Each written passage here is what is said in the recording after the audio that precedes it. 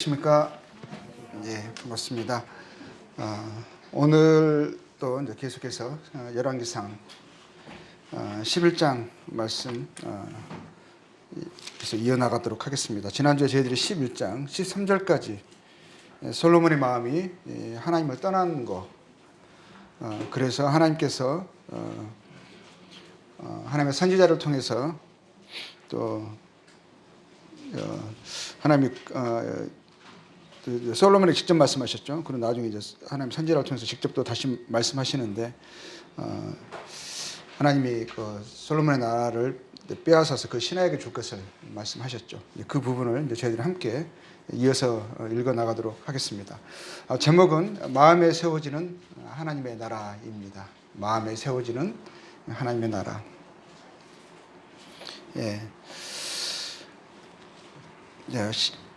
지금 이제 11장 14절부터 열왕기상 저희들이 이제 보려고 합니다. 여기에서 보면 이제 하나님께서 솔로몬의 대적들을 일으키신 것을 보게 됩니다. 하나님의 솔로몬의 대적들을 미리 준비시키십니다. 심지어는 이제 다윗 때부터 장차 솔로몬의 대적이 되어줄 사람들을 하나님이 세우시고 준비시키시는 것을 보게 돼요. 또 심지어는 하나님이 그들을 세우시고 또 그들이 계속적으로 보호될 수 있도록 그들이 도망가면 그 도망간 곳에서 또 은총을 입게 하고 또 그들을 또 하나님께서 마침내 때가 되었을 때 그들을 일으켜 세우시는 것을 보게 됩니다. 11장 14절에서 이제 보게 되면 여호와께서 에돔 사람 하닷을 일으켜 솔로몬의 대적이 되게 하시니 그런 왕의 자손으로 에돔에 거하였더라. 이제 하닷이라는 사람을 뭐라고 하죠? 솔로몬의 대적이 되게 하시려고 그를 이렇게 준비시키시는 것을 보게 돼요.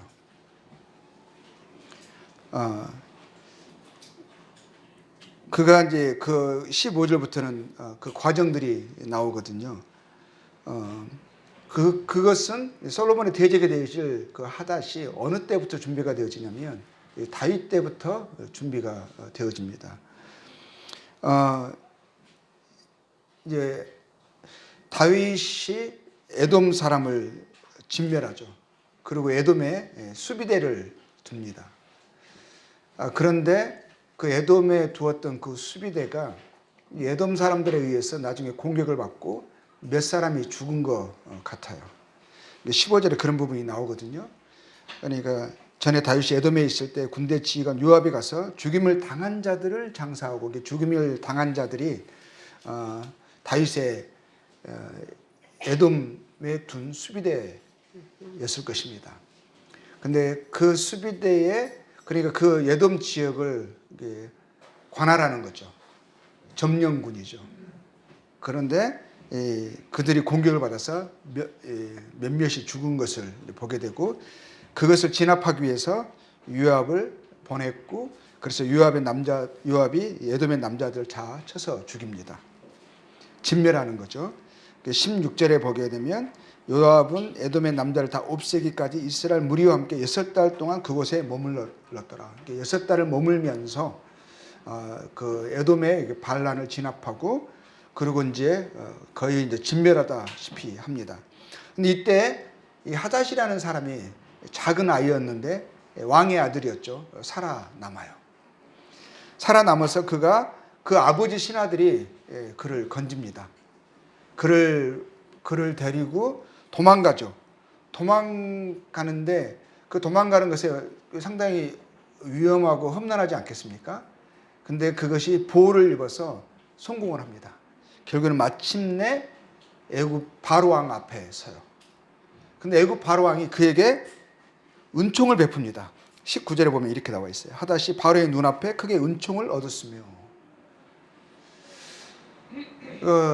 보잘것없는 패망한 나라의 왕의 아들, 작은 아들입니다.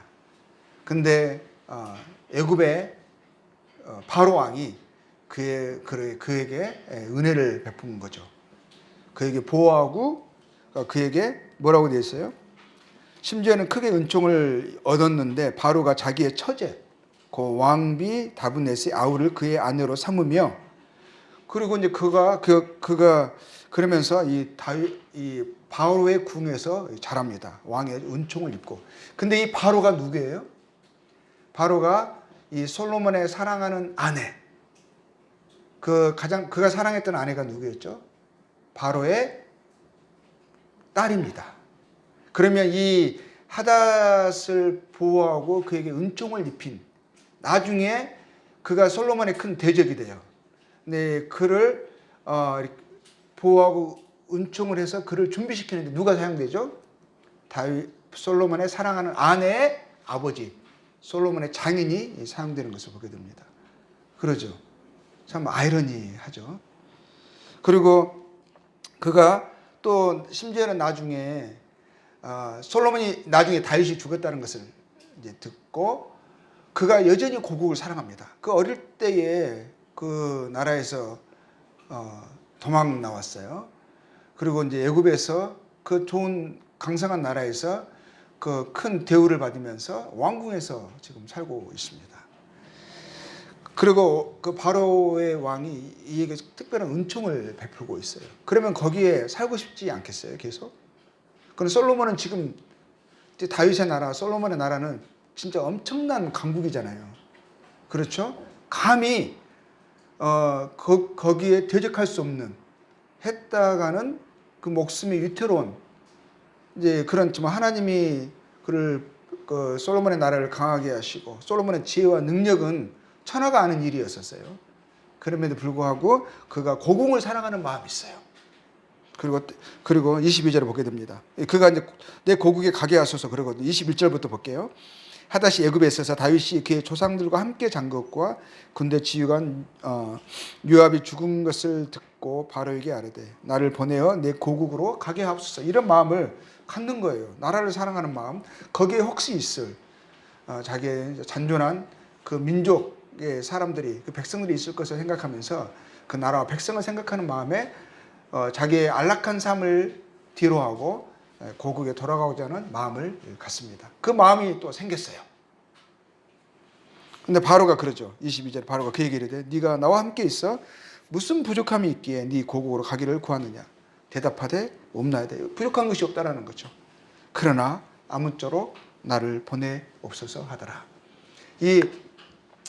이 하닷이 솔로몬의 어떠함 때문에 솔로몬의 대적이 된 거예요. 그의 아버지 다윗 거슬러 올라가죠. 근데 그때부터 하나님께서 뭐라고 하냐면 솔로몬을 대적하기 위해서, 그리고 솔로몬이 대적이 되게 하기 위해서 하나님이 하닷을 선택하시고 그를 위경에서 건지시고 보호하시고 또 바로 앞에 은총을 입게 하시고 또 그의 마음에 그의 나라와 백성을 사랑하는 마음을 주셔서 고국에 다시 돌아갈 마음을 갖게 하시고 그 모든 과정을 하나님이 또 인도하신 것을 보게 돼요. 하나님이 왜 그렇게 하셨을까요? 솔로몬의 대적을 왜 준비하셨을까요? 또 하나님이 이런 일도 하세요. 그리고 이제 또 한 명의 대적이 있습니다. 23절부터 나와요. 이 사람은 하나님이 또 엘리야의 아들 르손을 일으켜 솔로몬의 대적자가 되게 하시니, 하나님이 일으키시죠. 하나님이 솔로몬의 대적자가 되게 하시니 그러거든요. 하나님이 주체이십니다. 하나님이 원인이셔요. 그런데 그가 어떤 사람이었죠? 그는 그의 주인 소바왕 하닷에셀에게서 도망한 자라. 하닷에셀은 우리가 이제 그 전에 말씀을 사막을 하여서 읽었습니다. 이 하닷에셀은 이 소바왕은 아람 왕입니다. 아람 왕. 아람 왕이 이제 그 이스라엘의 북쪽에 위치하고 있는 나라들이었었어요. 그 중에서 아람 민족들 중에서 가장 큰 왕이 하닷에셀이라는 소바 왕이었습니다. 근데 이 사람은 누구냐면 이 하닷에셀에게서 도망 온 자라고 되어 있어요. 어떤 연유였던지 그 주인 아람 왕 하닷에셀에게서 어떻게 된 거죠? 미움을 받았거나 뭔가 문제가 있어서 그 주인과 함께 할 수 없어서 주인에게서 피해서 도망간 자거든요. 근데 놀랍게도 다윗이 아람 왕을 하다레셋을 쳐서 물리쳤습니다. 물리쳤는데 이 다윗과 이 아람 이 하다레셀과의 전쟁에서요. 하다레셀이 자기 아람 족속들 다 불러들였거든요. 근데 다메섹도 이렇게 아람족이 살고 있어요. 아람 지역이거든요. 아람 민족 지역이거든요. 그래서 다메섹의 사람들도 다 갔거든요. 하다레셋을 도우기 위해서. 근데 그 전쟁에서 대패를 하죠. 대패를 하는데 어떻게 된 거예요? 그렇게 되니까 이 르손에게는 자기의 적을 자기 오히려 하다레셀에게서 어려움 받았던 것이 그에게는 유익이 되는 거죠. 그래서 나중에 어떻게 되냐면 뭐라고 돼 있어요? 24절 볼게요. 다윗이 소바 사람을 죽일 때에 소바 사람은 아람족이에요. 그리고 소바 왕이 하다레셋이었죠. 사람을 죽일 때 느손이 사람들 자기에게로 모으고 그 무리의 계수가 되어 다메섹으로 가서 살다가 다메섹의 그 하다레셋을 도와서 거기에 엄청나게 그 사람들이 대피해서 이제 거의 그 진멸되다시피 했거든요. 근데 다메섹으로 가서 살다가 거기서 왕이 되더라. 근데 느손은 오히려 이 소바 왕 하다레섹에 속한 자가 아니었잖아요. 도망쳐 온 자였잖아요. 그래서 다메섹에 갔는데 오히려 나중에 아람 지역에 다윗의 수비대가 어디에 있었냐면 이제 그 말씀 우리가 이제 여러 군데서 볼 수가 있어요.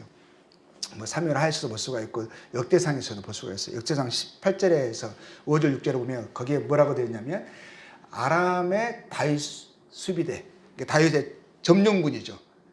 그 관할하는 점령군 거기 어디에 있었냐면 다메섹에 있어요. 다메섹. 그래서 느손이 다윗의 도움을 입어서 어떻게 되겠어요? 다메섹의 왕이 됐을 거예요.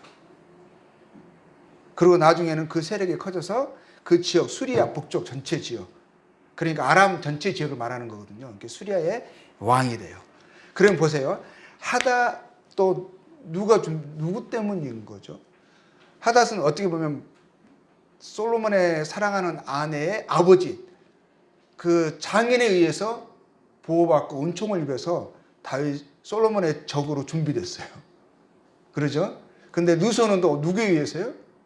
다윗에 의해서 세력이 확장되고 보호를 입고 세력이 확장되고 권세를 잡아서 그 지역의 왕이 된 거거든요.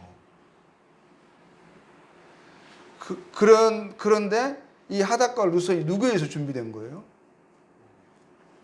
보면 하나님에서 준비됐다고 하거든요.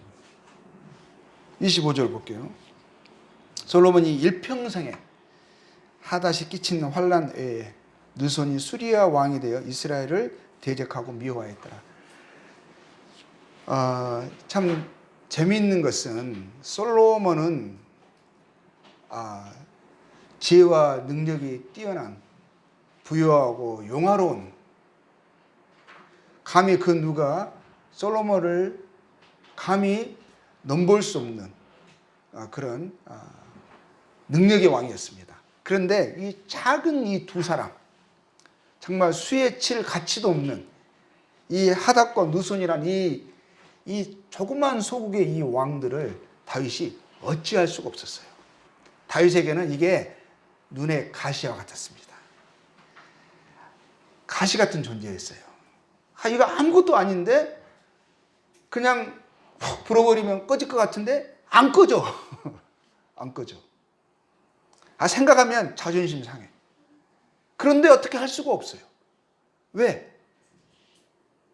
하나님이 그들을 세우셨고 하나님이 그들을 보호하시니까. 하나님이 세우신 자니까 솔로몬이 그의 지혜와 능력으로도 이들을 어떻게 할 수가 없었어요. 근데 하나님이 왜 세우셨을까요? 하나님이 평안도 주시고 환난도 주시는 분이시거든요. 하나님 빛도 창조하시고 어둠도 창조하셨어요. 근데 왜 하나님께서 이 솔로몬에게 하닷과 르손과 같은 그의 대적들을 미리 하나님이 예비하시고 그들을 준비하셔서 때가 됐을 때 마침내 그를 괴롭히는 존재들이 되게 하셨느냐는 거예요. 자, 이거는 뭘 저희들에게 말씀해 주시는 건가요? 이 솔로몬이 이 어찌할 수 없는 하나님의 세우신, 사람들은 겉에 드러난 것을 보죠. 하나님이 이 하닷과 누선을 준비하셨다는 거, 그걸 인식하지 않았겠죠. 못했겠죠. 그냥 육신적으로만 보는 거예요. 이들이 다윗과 요압의 그 잔인한 침입에 의해서, 그들에 의해서 일어난 작은 불씨라고 생각했을 수 있고요. 꺼지지 않는 불씨라고 생각했을 수 있고요. 그리고 이게 다 모든 게 맞물려 가잖아요. 어떻게 중간에 그냥 쉽게 딱 끊어버리면 끊을 수 있는 건데 끊어지지 않는 그런 거거든요.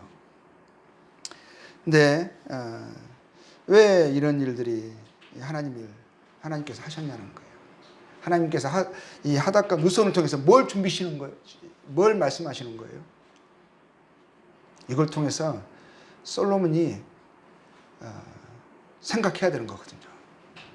그 마음을 낮추고 겸손해야 되는 거거든요. 이거는 하나님께서 하신 일이다. 자기 삶 가운데 지워지지 않는, 빼지지 않는 이 가시들이 있을 때, 그 마음에 꺼리낌이 있을 때 하나님이 계속 지적하셨거든요. 하나님이 3번을 그에게 지적하셨어요. 나타나셨어. 너의 아비의 마음처럼 아비의 길로 행해라. 마음을 겸손케 하고 돌이켜라. 왜 스스로 환난을 자초하느냐? 3번을 말씀하셨어요.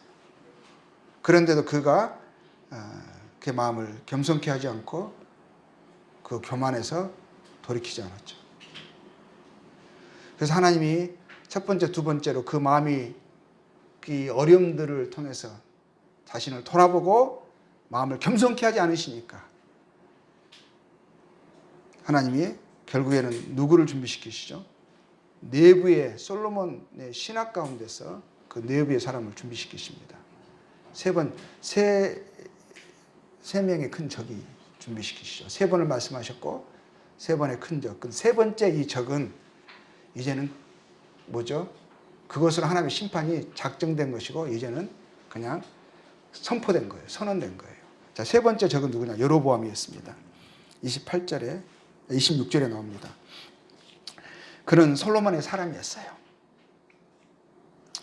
이 여로보암도요. 그가 왕을 대적하는 자가 되었는데 결국에는 하나님이 그를 세우셨고 결국에는 솔로몬의 이 사후에 그 뭐라고 말씀하시냐면 솔로몬의 나라가 북과 남으로 분열될 것이고 쪼개질 것이고 그리고 이 북왕국의 왕으로 하나님이 여로보암을 세우셨다. 결정되었다라고 말씀하셨어요. 하나님의 선지자를 통해서 여로보암을 이게 하나님 하실 일을 그가 북왕국의 왕이 될 것을 말씀을 하십니다. 근데 보면 그가 27절을 볼게요. 그가 손을 들어 왕을 대적하는 까닭은 그가 왜 손을 들어 왕을 대적했을까요? 그 이유가 뭘까요?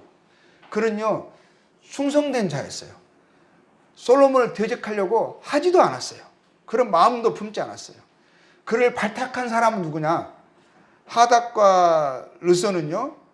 하닷은 솔로몬의 장인 애굽왕 바로가 그에게 은총을 베풀었고요. 또 이 르선은 어떻게 보면 다윗이 그에게 은총을 베풀어서 그를 준비시킨 거라 다름이 없어요. 여로보암은 누가 준비시켰냐? 솔로몬이 준비시켰어요. 자신이. 솔로몬이 여로보암이 눈에 발견됐어요. 그의 용맹과 그의 부지런함이 눈에 발견돼서 그를 세운 사람이 누구냐? 솔로몬이 세웠어요. 그는 충성된 자였어요. 여로보암은. 그가 왕이 되려고 하지 않았어요. 근데 그가 왕을 대적하는 이유는 그 까닭은 무엇이냐? 뒤에 나와요. 하나님이 하게 하신 거예요. 하나님이 하나님의 선지자를 통해서 내가 너로 솔로몬을 대적하여 그 나라가 둘로 쪼개질 것이고 네가 북왕국의 초대 왕이 될 것이다. 그렇게 말씀하셨거든요. 자, 선지자를 통해서 하신 말씀 보겠습니다. 자, 볼게요. 29절부터 봐볼게요. 29절부터. 그 즈음에 여로보암이 예루살렘에 나갈 때 실로 사람 선지자, 그러니까 하나님의 선지자예요. 아히야가 길에서 그를 만나니 아히야가 새 의복을 입었고 그 두 사람만 들에 있었더라. 아히야가 자기가 입은 새 옷을 잡아 12조각으로 찢고 여로보암에게 이르되 너는 12조각을 가지라. 이스라엘 하나님 여호와의 말씀이 내가 이 나라를 솔로몬의 손에서 찢어 빼앗아 10지파를 네게 주고 오직 내 종 다윗을 위하고 이스라엘 모든 지파 중에서 택한 성읍 예루살렘을 위하여, 솔로몬을 위하여도 아니에요. 다윗으로 인하여서. 뭐라고요? 한 지파를 솔로몬에게 주리니 한 지파만. 솔로몬의 아들에게 한 지파만 허락되고 나머지 10지파는 이제 한 지파 안에 이제 또 이제 유다 안에 그 유다와 속해 있는 그 베냐민이란 거의 유다와 함께 이제 말할 수 있는, 섞어서 합쳐서 말할 수 있는 그 유다와 베냐민만 빼고 나머지 10족속은 이 여로보암에게 주겠다 하신 거예요. 그러니까 여로보암이 솔로몬을 대적하는 까닭은 뭐예요? 하나님이 그렇게 하신 거예요. 여로보암은 자기가 왕이 되고자 했던 것도 아니에요. 그런 야욕을 품고 있었던 것도 아니에요. 하나님이 그를 선택하셨고 그에게 솔로몬의 나라를, 그것도 북 10족속을 그에게 주겠다. 하나님이 정하셔서 그를 부르셔서 그렇게 된 거예요. 근데 솔로몬이 그 하나님의 선지자를 통해서 이 여로보암을 선택하셨고 여로보암에게 10족속, 그 북왕국 이스라엘을 주셨다는 것을 솔로몬이 듣거든요. 그런데 솔로몬이 어떻게 한 줄 알아요? 하나님이 하신 일이잖아요. 근데 이 여로보암을 죽이려고 했어요. 장차 이 확인이 되어질 여로보암을 죽이려고. 꼭 마치 사울이 그 아비 다윗에게 했던 것처럼. 자, 그걸 한번 볼게요. 자, 40절에 그 부분이 나와 있어요. 이러므로 솔로몬이 여로보암을 죽이려 하매 여로보암이 일어나 애굽으로 도망가요. 애굽 왕 시삭에게 이르러. 시삭은 아마 틀림없이 솔로몬의 아내의 아버지가 아니에요. 장인이 아니에요. 이제 그러니까 솔로몬 아내였던 그 오빠일 수도 있고 동생일 수도 있고 좌우간 그 아버지는 아니죠. 근데 그래서 애굽 왕 시삭이라고 나와 있어요. 이르러 솔로몬이 죽기까지 애굽에 있으니라. 그러고 나서 솔로몬이 죽어요. 솔로몬이 죽고 나서 정말 하나님의 말씀대로 뒤에 보면은 12장에서 그 부분이 나오는데 르호보암이 왕이 되죠. 르호보암이 솔로몬 뒤를 이어서 왕이 되고, 그래서 그가 이제 이스라엘 온 족속이요 그에게 나옵니다. 그러면서 솔로몬에게 부탁을 해요. 르호보암에게 부탁을 합니다. 너희 아버지 솔로몬이 우리에게 지운 이 무거운 고역, 이 무거운 이 멍에를, 이 짐을 좀 벗겨달라. 그럼 우리가 왕을 섬기겠나이다. 이렇게 해요. 그러니까 르호보암이 그러면 내가 3일 후에 답을 주겠다. 3일 후에 와라 그러거든요. 그러니까 솔로몬을 섬겼던 그 옛 신하들에게, 나이 드신 어른 신하들에게, 노인들에게 묻습니다. 내가 어떻게 할까? 백성이 이렇게 말하는데 어떻게 할까? 그들이 말해요. 그들의 말을 들으소서. 그 12장 7절에 보면 되어 있습니다. 대답하여 이르되 왕이 만일 이 백성을 섬기는 자가 되어, 왕이 아니라 섬기는 왕이 되소서. 섬기는 자가 되어 그들을 섬기고 좋은 말로, 그들의 좋은 말은 뭐겠어요? 그들의 말을 들으라 이거죠. 좋은 말로 대답하여 이르시면 그들이 영원히 왕의 종이 되리이다.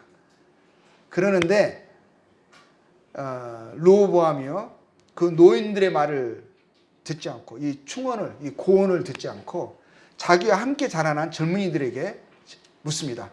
백성들이 이렇게 말하는데, 그러니까 노인들의 이 말이 자기가 왕인데 섬기라니, 그런 말이 듣기 싫은 거예요. 자기가 원하는 답을 듣지 못한 거예요. 원하는 답을 들으려고 자기와 함께 자라는 젊은이들에게 묻습니다. 백성들이 이렇게 말하는데 내가 무슨 말로 대답을 하지? 그냥 그들이 뭐라고 말하냐면 이 백성들이 게을러서 그런 거다 하면서 더 강하게 해야 된다고. 이 그 왕의 그 권력을 강함을 보여줘야 된다고 하면서요. 그 건방진 말을 하게 합니다. 10절 볼게요. 10절. 함께 자라난 소년들이 왕께 아뢰어 이르되 이 백성들의 왕께 아뢰기를 왕의 부친이 우리의 멍에를 무겁게 했으나 왕은 우리를 위하여 가볍게 하라 했은지 왕이 대답하기를 내 새끼손가락이 내 아버지 허리보다 굵으니 내 아버지께서 너희에게 무거운 멍에를 매게 하였으나 이제 나는 너희의 멍에를 더 무겁게 할지라. 내 아버지는 채찍으로 너희를 징계하였으나 나는 정갈 채찍으로 너희를 징계하리라 하소서. 그렇게 말을 해요. 그러니까 백성들이 그때 여로보암도 함께 왔어요. 이 여로보암이 애굽에 있을 때 솔로몬을 피해서 갔잖아요. 그래서 솔로몬이 죽은 후에 이 사람들이 무리들이 사람을 보내서 여로보암 다시 오게 하거든요. 그래서 여로보암 백성과 함께 나와서 앞에 그 질문을 그 부탁을 한 거거든요. 그런데 이를 백성들이 이 르호보암의 이 강한 말, 정말 이 불편한 말을 듣고 나서 백성들의 마음이 상해버려요. 그리고 여로보암을 왕으로 세워버립니다. 여로보암이 반란을 꾀한 것도 아니에요. 백성들이 여로보암을 세워버려요. 그러니까 르호보암이 깜짝 놀랐거든요. 그리고 솔로몬 때부터 그 모든 그 역사, 모든 왕궁이라든가 역군들 있잖아요. 공사를 짓는데 역군의 총 감독이 있거든요. 그 아도람을 보내요. 아도람을. 그래서 북쪽 이스라엘에게 보내는데 그 순종할 거라고 생각하고 보내는데 그 사람도 어떻게 해요? 그냥 돌로 쳐서 죽여버려요. 그래서 르호보암 놀라서 도망가거든요. 그러고 나서 이제 전력을 가담아서 유다와 베냐민의 군사를 모집해서 군사 모집한 게 한 꽤 18만이나 모였어요. 21절을 보니까 전쟁을 하려고 해요. 근데 하나님이 선지자를 통해서 하지 말라고 하죠. 이것은 하나님께로 난 것이니까 하지 말라. 그래서 24절에 보니까 여호와의 말씀 너희는 올라가지 말라. 너희 형제 이스라엘 자손과 싸우지 말고 각기 집으로 돌아가라. 이 일이 나로 말미암아 난 것이라 하셨다 하라 하신지라. 그들이 여호와의 말씀을 듣고 그 말씀 따라 돌아갔더라. 그래서 어떻게 돼요? 결국 하나님의 말씀대로 이 이스라엘 솔로몬 이후에 이스라엘 나라가 북과 남으로 우리는 한국처럼 두 동강이 납니다.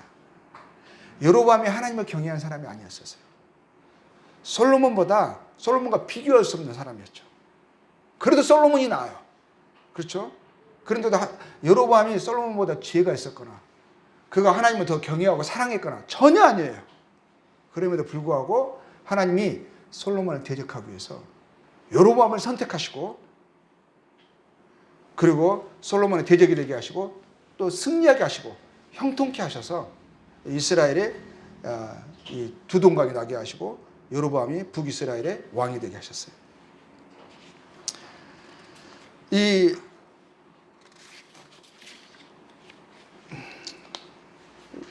왜 그랬겠어요? 왜 하나님이 이렇게 하셔야만 하셨어요? 하나님의 백성들 이스라엘을 사랑하시잖아요. 그 하나님의 이 백성들은 이스라엘이 강성하기를 하나님이 원하시고 기뻐하시잖아요. 그 다윗과 솔로몬 때 그렇게 하나님이 그들을 축복하셔서 그들이 강성한 나라가 되어지고 부유하고 그리고 영화로운 나라가 됐고 평화가 이루어졌잖아요. 그런데 하나님이 그것이 단 몇십 년도 그냥 솔로몬 한 세대로 끝나버렸어요. 한 세대로. 그 나라가 두 동강이 나눠져서 힘이 약해졌고 곧이어 얼마 되지 않아서 그 애굽왕 시삭이요 공격해 들어와서 모든 하나님의 성전에 있는 그 보물들 다 강탈해가고 또 그 어려움들이 또 그들에게 임했습니다. 하나님이 처음에 하닷과 누손을 통해서 그의 마음을 겸손케 하시고 그의 가시를 주셨거든요. 그걸 통해서 그가 자신을 돌아보고 그 완고함을 이렇게 회개해야만 됐었거든요. 하나님께 그 마음을 정하고 그 마음을 낮추고 하나님께 돌아와야 됐는데 그는 돌이키지 않았어요. 돌이키지 않은 완고함, 하나님 앞에 그 마음을 낮추지 않는 교만이 그것이 그의 적들을 강하게 했고요. 그것이 그 나라를 불리하게 했습니다. 그의 마음이 그 마음에 하나님의 나라가 이루어지지 않았어요. 하나님의 왕으로 그의 마음을 통치하고 주관하실 수가 없었어요.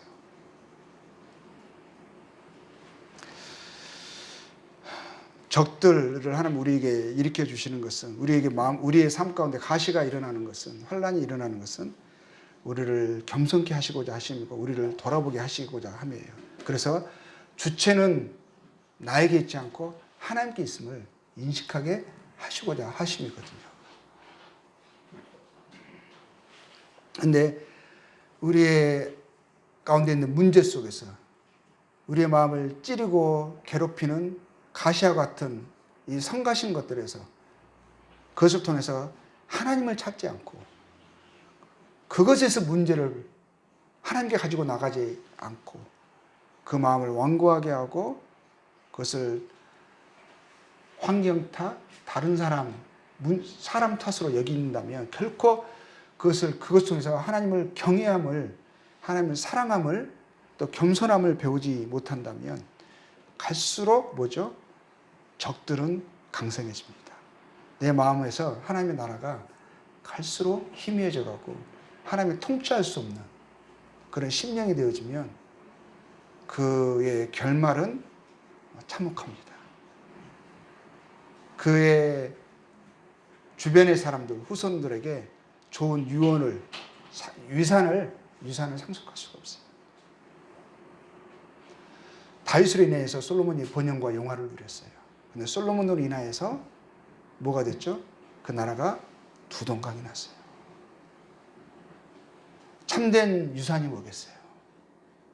우리가 하나님을 신뢰하고 하나님을 경외하고 사랑함으로 그것들이 우리 사랑하는 사람들에게 우리가 남겨줄 수 있는 가장 값진 유산이거든요.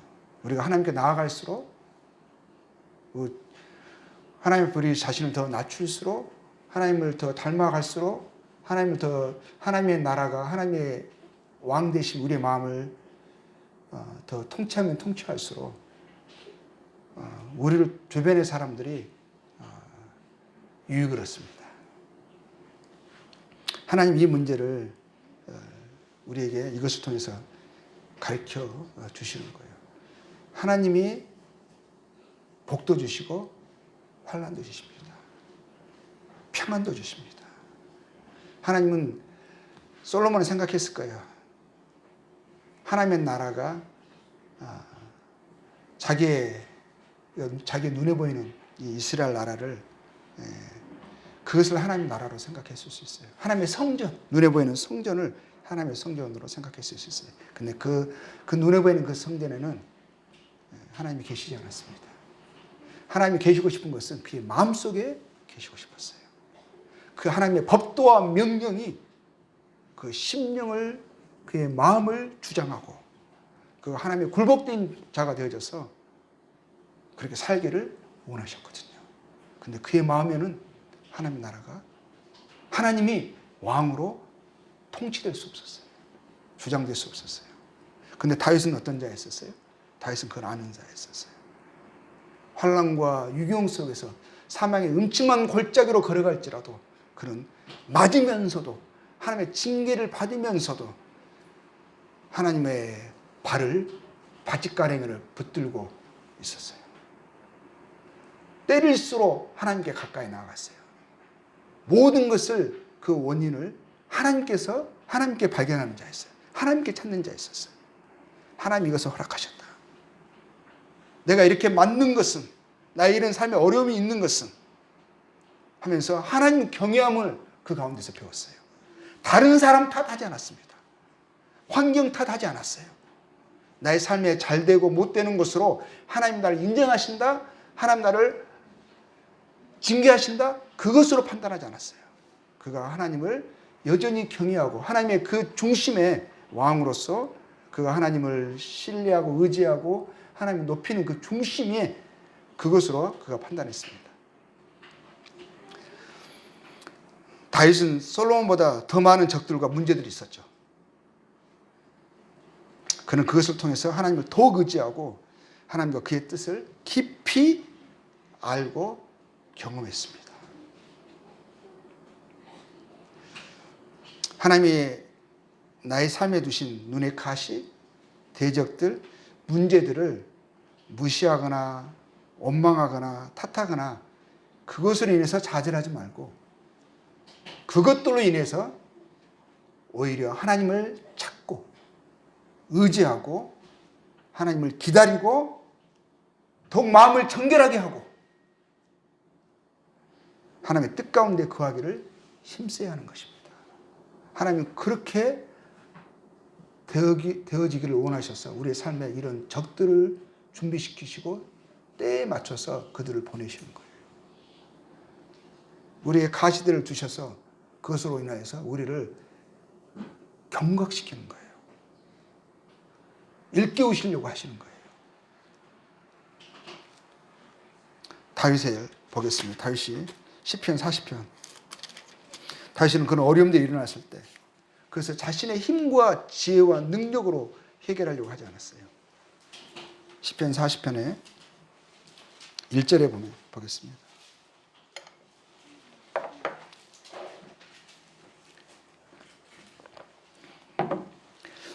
내가 여호와를 기다리고 기다렸다. 귀를 기울이사 나의 부르짖음을 들으셨도다. 그는 하나님을 기다리는 자였습니다. 하나님을 앙망하는 자였어요. 모든 상황과 문제에서 하나님을 찾는 자였습니다. 하나님 이걸 통해서 교훈하시는 것을 배우고자 했어요. 나를 기가 막힐 웅덩이와 수렁에서 끌어올리시고 내 발을 반석 위에 두사 내 걸음을 견고하게 하셨도다. 왜 그렇겠어요? 그가 하나님을 기다리는, 의지하는 자였거든요. 하나님을 기다리는 자였거든요. 그 가운데서 하나님을 찾는 자였거든요. 하나님의 손길을, 하나님의 역사하심을 그가 발견하는, 인식하는 자였거든요. 그냥 일어난 일이 아니라는 거죠. 범사에 하나님을 인정하는 자였어요.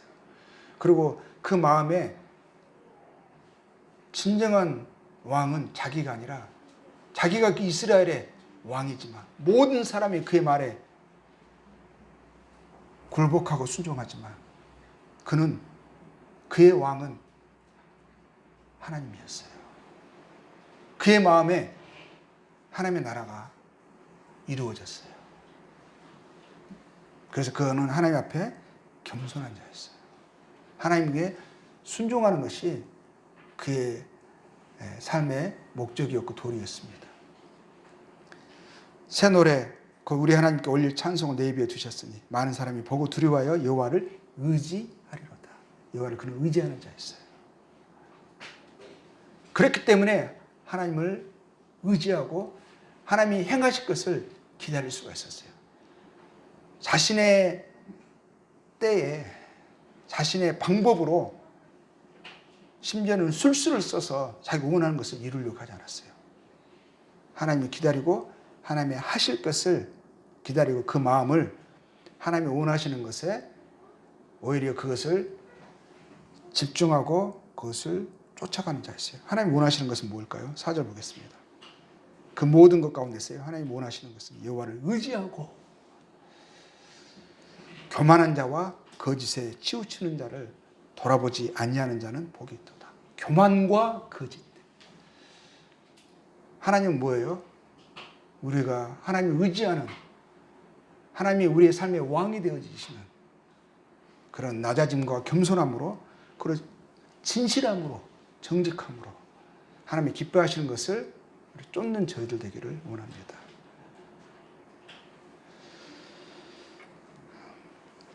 바울의 삶에도요, 하나님이 환난을 허락하셨어요. 우리의 삶 가운데 일어나는 것은, 왜냐하면 우리가 우리들이요, 우리 속성이, 우리 본성이 이 안에 죄가 있고요, 악함이 있어요. 이걸 그대로 내버려두고 이게 우리를 통치하잖아요. 그럼 나오는 것은 썩어지고 더러운 것밖에 없어요. 주변의 사람들이 불편해요. 냄새가 나거든요. 그래서 하나님 뭘 허락하신 줄 아세요? 가시를 허락하세요. 어려움들을 하나님이 허락하세요. 그것은 우리를 미워해서가 아니라 우리를 사랑하셔서 우리를 우리의 삶 가운데 그것들을 일으켜 주시는 거예요. 그래서 그것을 통해서 오히려 우리가 마음을 하나님께 더 나아가서 하나님을 찾고 하나님을 인정하고 우리의 마음을 의지하게 하시는 거죠. 우리 고린도후서 보겠습니다. 고린도후서 1장.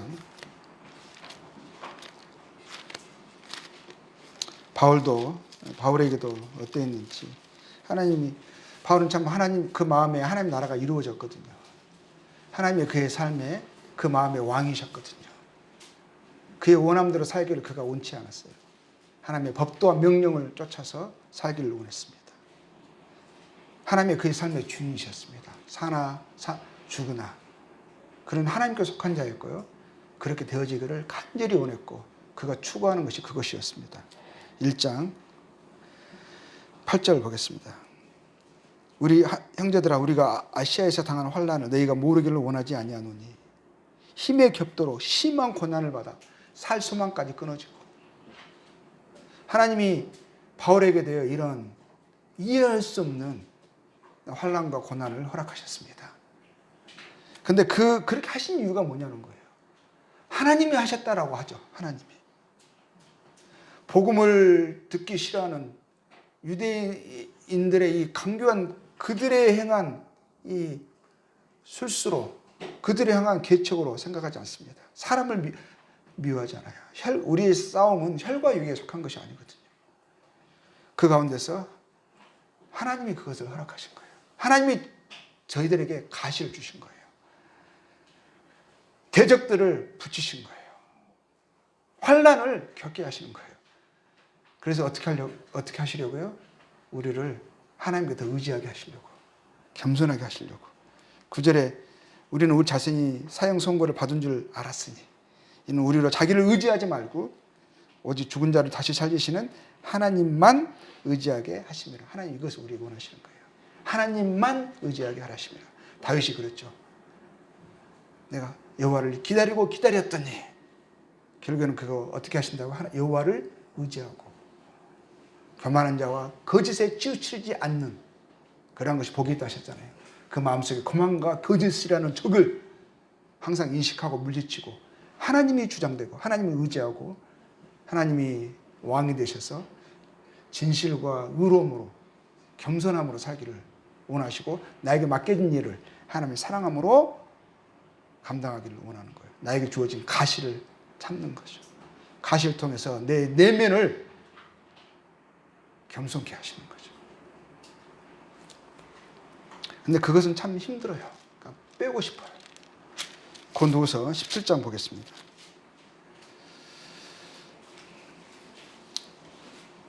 12장 7절에 보면 고린도후서요. 여러 계시를 받은 것이 지극히 크므로 너무 자만하지 않게 하시려고 내 육체에 가시 곧 사탄의 사자를 주셨으니 이는 나를 쳐서 너무 자만하지 않게 하려 하심이라. 겸손하게 하시려고. 바울에게 뭘 주셨어요? 가시를 주셨어요. 하나님이 주셨어요. 하나님이 예비하셨어요. 그러니까 그 몸에 딱 찌르셨어요. 빼고 싶어요. 근데 뺄 수 없어요. 나에게는 너무 아프고 너무 싫은 건데 이것만 빼면 하나님 일을 더 잘할 수 있을 것 같은데 내 마음이 더 평안할 것 같은데 내가 원하는 일들이 이루어질 것 같은데 이런 것들이 곳곳에 있어요. 곳곳에. 이걸 피하면 또 다른 가시가 있어요. 그걸 빼면 또 다른 가시가 들어와요. 그런데 그렇게 하시는 것은 뭐예요? 자만하지 않게 하시는 거예요. 그것이 우리에게 유익된 것인가? 하나님은 우리의 성정을 아시거든요. 우리가 교만해지기 쉬운 존재라는 것을 아시거든요. 나는 그렇고 싶지 않는데 내가 나를 속여. 내가 나를 몰라. 8절 이것이 내게서 떠나가기 위하여 내가 3번 주께 간구하였더니 주님 뭐라세요? 나에게 이르시기를 내 은혜가 네게 족하도다. 육체의 가시가 은혜래요. 이해할 수가 없어요. 사탄의 사자가 내 안에 있는데 내 영역 안에 있는데 그게 주님이 나에게 주신 은혜래요. 너를 겸손케 하기 위해서 그게 필요하다는 거예요. 그 가운데서도 여전히 나를 기다리고 인정하고 너의 성품을 빚어가는 데 필요한 가시라는 거예요. 하나님을 바라보게 하는 데 필요한 가시라는 거예요. 그래서 그냥 고통받으라는 거예요. 당해라는 거예요.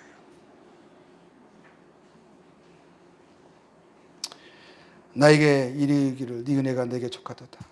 내 은혜가 네게 족하도다. 이는 내 능력이 약한 데서 온전해짐이라 하신지라. 그러므로 도리어 크게 기뻐함으로 나의 여러 약한 것들에 대하여 자랑하리니 이는 그리스도의 능력이 내게 머물게 하려 함이라.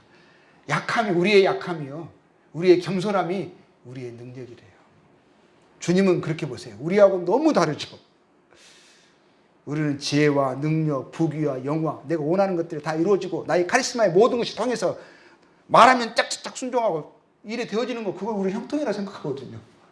근데 주님은 우리의 이 낮아짐, 이 가시, 이 고통, 그걸 통해서 내 마음을 애통해 하는 것, 그리고 이 되어지지 않는 것 때문에 눈물 흘려지고 주님을 바라보면서 주님을 기다리는 것, 이것이 네게 은혜라는 것. 그 마음이 좋다.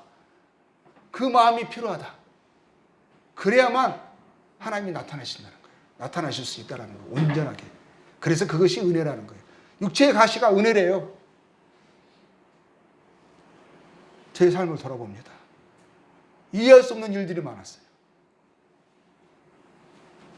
하나님께 떡을 달라 했는데, 하나님께 좋은 것만 구했는데, 하나님의 이름에 영광이 되어지고 사람들의 유익과 기쁨이 되어지는 것을 구했는데, 제가 제 자신을 위해서 구해보지도 않았는데, 날아온 것은 사랑하는 사람들에게요, 돌멩이가 날아오기도 했어요. 등에 칼을 꽂기도 했어요. 저는 주님의 기쁨을 위해서 생선을 구했는데 그 생선이 뱀이 돼서 저를 물더라고요. 이해할 수가 없었어요. 다윗도 바윗도 제가 비교할 수 없죠. 저 같은 자도 그랬는데 이들은 어떻겠어요? 그런데 그것이 주님 뭐라 말씀하냐? 그게 네게 유익이다. 그런 거예요. 네가 오늘 조금이라도 하나님을 찾는 마음이 있다면 그 마음이 너에게서 나온 것이 아니라 내가 네 안에서 한 것이다. 무엇을 통해서? 그 가시를 통해서. 가시가 아니었으면, 그 환난과 고난이 아니었으면 내가 배울 수 없었던 것들. 지금도 제 삶에서 가시를 만납니다. 그런데 그것을 빼려고 하지 말고 그 가운데서 겸손을 배우고 하나님 의지하는 것을 배우라 하십니다. 왜냐하면 10절에 그러므로 내가 그리스도를 위하여 약한 것들과 능욕과 궁핍과 박해와 공고를 기뻐하노니 이는 내가 약할 그때에 강함이라. 우리는 고린도서에서 결국에는 4장 18절 이렇게 말씀하십니다. 우리의 주목하는 것은 보이는 것이 아니요 보이지 않는 것이니 보이는 것은 잠깐이요 보이지 않는 것은 영원합니다. 자, 우리도 보이지 않는 것을 우리가 주목하고 그것을 볼 수 있어야 합니다. 그것이 진정한 우리 것이요 진정한 가치 있는 것입니다. 그래서 하나님이 그렇게 말씀하셨어요. 우리로 하여금 이 잠깐 있는 이 보이는 것들을 주목하지 말고 우리에게 약속된 영원한 것들을 주목하고 살라 하셨습니다. 근데 하나님도요, 우리의 삶 가운데서요, 보이지 않는 것에 하나님도 주목하십니다. 우리 안에서. 하나님의 나라가요, 우리 안에 이루어지고 왕이신 주님이 우리의 마음을 통치하기를 원하십니다. 우리 마음에 이루어지는 그 하나님의 나라. 하나님이 그 나라의 왕으로 통치되셔서 그의 법도와 명령이 존중되어지고 그분의 가신 발자취가 우리의 사모가 되어지고 쫓아가는 그 주님을 우리의 중심에서부터 영화롭게 하는 겉과 속이 다른 것이 아니라 주님은 그것을 겉과 속이 다른 외식을 너무 싫어하셔요. 예수님이 그 온유하신 분이요. 거칠게 말씀을 자주 하시는 적이 있습니다. 이 독사의 자식들 하시면서 이 화의 실진적 하시면서 거듭거듭 말하시는 게 있어요. 그것은 외식을 두고 하신 거예요. 외식을 두고. 마음과 겉이, 속과 겉이 다른 거예요. 속에는 하나님의 나라가 없는데 입으로만 하나님 나라가 있는 척하는 사람들. 그 마음에 주님이 왕으로 주장되지 않는데 경건한 척하는 사람들. 하나님이 화해서 진저하셨어요. 하나님 우리의 마음에 보이지 않는 우리의 마음에 왕으로 통치되시기를 좌정하시기 원하십니다. 우리 마음에 하나님 나라가 확장되기를 원하십니다. 다윗의 마음에 하나님의 나라와 왕이신 하나님이 통치하고 있었습니다. 하나님이 그 나라를 그 마음에 이루시고 왕의 법도와 명령으로 통치되는 것을 다윗의 마음에 보았습니다. 다윗은 그것을 평생의 적들과 문제들 가운데서 곧 하나님의 일하신 가운데서 배웠습니다. 그런데 솔로몬은 배우지 못했어요. 그가 생각한 하나님의 나라는 밖에 있었어요. 그가 그 나라의 왕이었어요. 하나님의 성전에 그의 눈에 보이는 가까운 그 나라의 한가운데 있었지만 하나님은 거기에 계시지 않았어요. 그의 지혜와 풍요와 영광과 많은 기쁨과 많은 아내들이 그의 눈을 멀게 했습니다. 그의 마음은 공허했어요. 하나님은 그 마음에 계시지 않았고 하나님의 그의 편에 있지 않았어요. 그러므로 그래서 그는 진정한 부유로운 자가 아니었어요. 그는 복된 자가 아니었어요. 우리의 마음에 하나님의 나라가 이루어지기를 원합니다. 주 예수님이 우리의 왕으로 우리의 생각과 마음을 주장하고 그 법도와 명령이 우리를 통치하기를 간절히 원합니다. 우리도 보이지 않는 것을 주목하고 영원한 것을 주목하고 하나님이 또 우리 삶 가운데 우리의 마음 가운데 이루기를 원하시는 그것도 우리가 이루고 갈수록 그 영역이 확장되어지고 그래서 하나님의 기뻐하신 뜻들이 우리의 삶 속에서 우리 중심에서 이루어지는 그런 복된 자들로 저희들이 나타나기를 간절히 원합니다. 말씀을 여기서 마치도록 하겠습니다. 감사합니다.